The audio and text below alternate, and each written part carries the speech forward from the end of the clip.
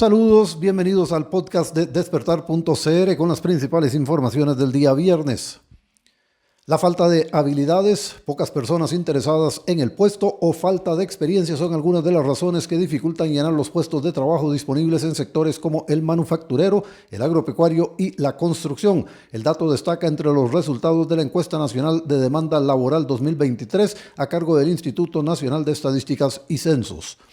En el sector manufacturero, un 16,1% de los establecimientos dijeron contar con al menos un puesto vacante. Sin embargo, el 60,8% de ese total señaló que lo consideran difícil de ocupar, principalmente porque los postulantes no cumplen con las habilidades que se solicitan. Por otra parte, en el sector agropecuario, el 6,5% indicó contar con un puesto asalariado vacante. No obstante, el 36,5% de ellos afirmó que es difícil de ocupar, señalando como la razón principal que no hay suficientes personas interesadas en el puesto. En lo que respecta a la industria de la construcción, el 16,7% de las empresas dijo contar con al menos un puesto vacante.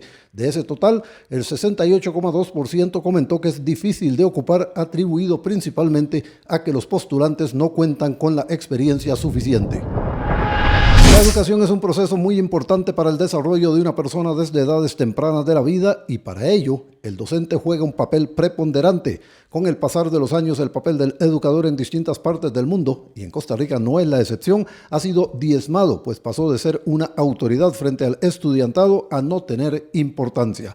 Son criterios de Inger Engvist, educadora, catedrática e investigadora de amplia experiencia en materia educativa. Considera que es importante que los educadores recobren el respeto por parte de los estudiantes, de los padres de familia y de la sociedad. Pero para esto es relevante que los docentes adquieran conocimiento para transmitirlo y que los ministerios de educación e incluso los países como tales los formen y tomen acciones para retenerlos. Engvist ofreció la charla Repensar la formación docente en el futuro de la educación en un evento organizado por el Centro Costarricense de la Universidad de Osnabrück. Ahí sostuvo que en los países occidentales los educadores no se sienten apreciados, situación muy contraria a la que ocurre en los países del este asiático, donde sus pares son tratados bien y con respeto, lo cual constituye a que alcancen mejores índices de aprendizaje en los estudiantes. Alrededor de 200 asuntos pendientes tendrá que resolver el Consejo de la Superintendencia de Telecomunicaciones, la SUTEL. Entre ellos, el tema prioritario tiene que ver con las solicitudes de prórroga de las concesiones de radio y televisión que superan los 100 expedientes. El Consejo deberá valorar cada uno de los criterios emitidos por la parte técnica de la SUTEL y emitir una respuesta caso por caso al Ministerio de Ciencia, Innovación, Tecnología y Telecomunicaciones. Este viernes, la Junta Directiva de la Autoridad Reguladora de los Servicios Públicos juramentó a los 2 miembros titulares y una suplente que fueron designados esta misma semana por la Asamblea Legislativa para completar el Consejo y devolverle la capacidad operativa que perdió al quedar los puestos vacantes. El miércoles anterior, el plenario legislativo, en una difícil discusión, ratificó los nombres que fueron sugeridos por la ARECEP. La actual gestión de pasivos mediante canjes de deuda está orientada a una estrategia de mediano y largo plazo, la cual permitirá mitigar las presiones de los vencimientos de deuda en el corto plazo, explicó el ministro interino de Hacienda, Luis Chacón. Este último canje lo confirma. Se cambiaron títulos con vencimientos entre el 2024 al 2026 por instrumentos que vencen entre el 2030 y el 2046, acotó Chacón. Y agregó que la credibilidad en la gestión de las finanzas públicas ha sido clave para que el mercado interno vea atractivo incursionar en plazos mayores a los ya acostumbrados.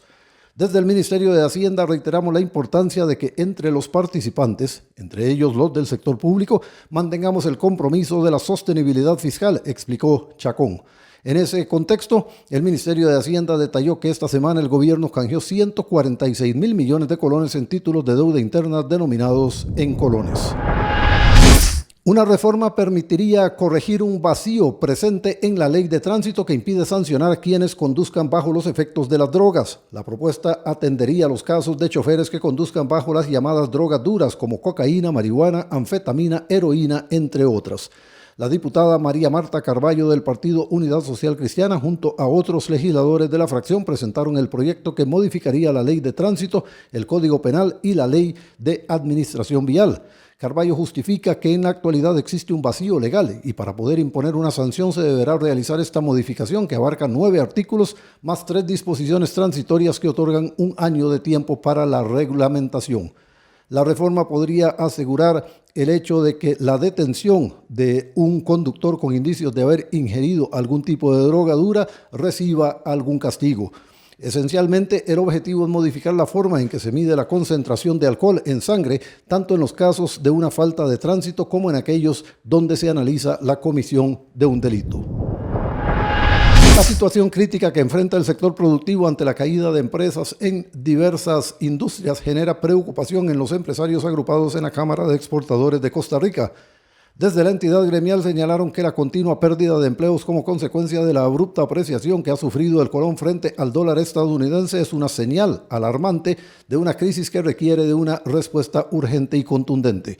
El pronunciamiento de Cadexco llega después de que 2 empresas anunciaran el cierre de sus operaciones como consecuencia del escenario actual que enfrenta el sector productivo.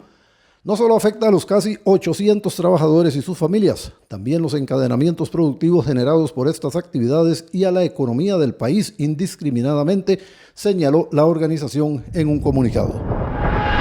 En el campo internacional desde Pekín, China, el presidente chino Xi Jinping dijo el viernes al secretario de Estado estadounidense Antony Blinken, de visita en Pekín, que las 2 potencias económicas deberían ser socios y no rivales, advirtiendo de que quedan muchos problemas por resolver en sus relaciones bilaterales. Blinken, que visita China por segunda vez en menos de un año, señaló mejoras en la relación, pero insistió a Pekín, entre otros, a frenar su apoyo a Rusia. En una reunión en el Gran Salón del Pueblo de Pekín, Xi aseguró que ambas potencias han logrado algunos progresos positivos desde que en noviembre se reunió con el presidente estadounidense Joe Biden.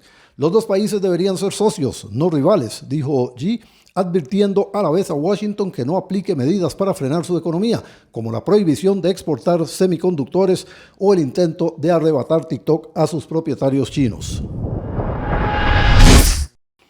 Y desde Caracas, Venezuela, familiares de unos 40 venezolanos desaparecidos en la ruta migratoria entre la isla colombiana de San Andrés y Nicaragua pidieron este viernes a Venezuela abrir una investigación regional con los países involucrados en el recorrido con destino a Estados Unidos para dar con su paradero. El trayecto de 150 kilómetros en lancha desde San Andrés hasta Corn Island, en Nicaragua, surgió como alternativa para evitar el temido cruce a pie por el Darién, corredor de 266 kilómetros entre Colombia y Panamá, controlado por grupos criminales y con graves riesgos por su difícil topografía.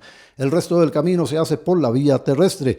El grupo de los familiares en la manifestación desapareció el pasado 21 de octubre. No está claro el número exacto. Algunos hablan de 37, otros de 40 y otros de 43. Las autoridades venezolanas no se han pronunciado sobre el incidente. Son 6 meses de espera. Se han formulado denuncias en Colombia. Hasta la fecha no se ha encontrado nada, ni cuerpos ni pertenencias, nada, indicó entre lágrimas Creyvis Guerra, temerosa de que sus 5 familiares hayan caído en una red de tráfico de migrantes. Desde Nueva York, Estados Unidos, Donald Trump regresó este viernes al juicio penal en Nueva York, donde es juzgado por falsificar documentos contables por ocultar noticias comprometedoras al término de una semana en la que se diseccionaron las prácticas poco escrupulosas de la prensa sensacionalista estadounidense. La fiscalía acusa a Trump de incurrir en fraude electoral tras el pago por su entonces abogado personal Michael Cohen de $130,000 a la ex actriz porno Stormy Daniels para comprar su silencio en la recta final de las elecciones que ganó ante la demócrata Hillary Clinton en 2016.